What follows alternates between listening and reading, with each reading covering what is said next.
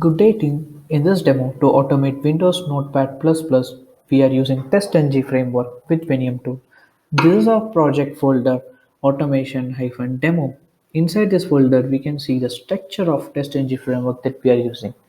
So all our test scripts are stored inside the source folder under this package com.technotry.test. Test scripts with the name of test script 1, 2 and 3 are saved here. So to run all these test scripts as a suite, we have this file called testng-runner.xml.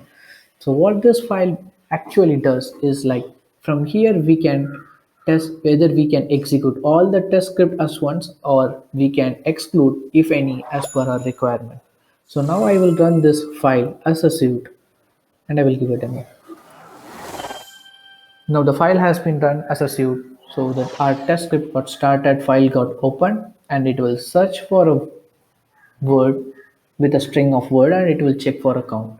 Now we will find on which line it is being done. So it shows like line number 3 and line number 4.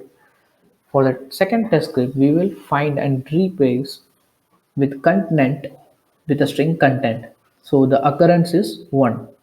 So we will check on which line it got replaced and it is on the line number 6.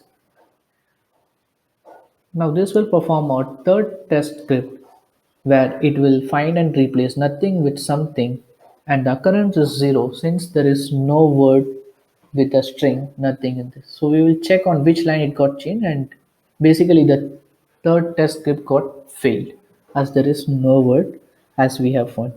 So here you can see total test run is 3 and the fail is 1 and 0 skips. And it also says like Excel report got generated from here. To see this Excel file, we have to refresh this project. So you can see here inside the custom report, an Excel file with the name execution report.xlsx has been generated. You can double click on here or you can navigate to the respected folder and you can open this file. So this is our Excel report which is got generated from the execution. Here this sheet is a summary sheet and this is a test sheet.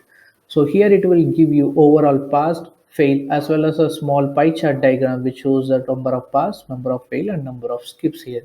And from here test suite, it will individually shows total test that has been executed with the test name and the status pass and fail and the expectation if it got fail. So the reason for the test to get fail has been displayed here and the date and time as well as our duration.